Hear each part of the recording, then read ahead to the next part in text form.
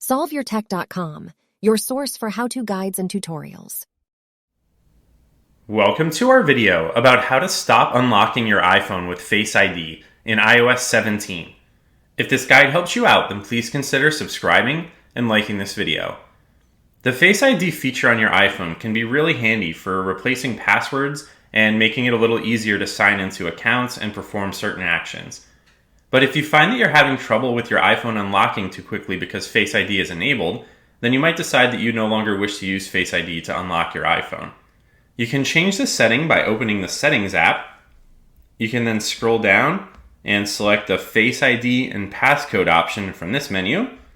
Now you just need to enter your current device passcode, which is going to take you to the Face ID and Passcode menu. And now you just need to find this iPhone unlock option under Use Face ID for. If you tap the button to the right of this, then that's going to turn off that setting.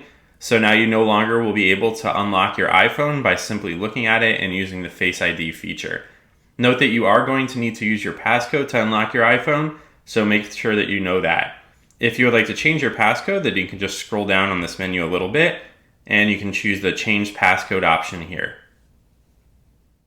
Make sure to like this video and subscribe to our channel to see more tech guides like this one.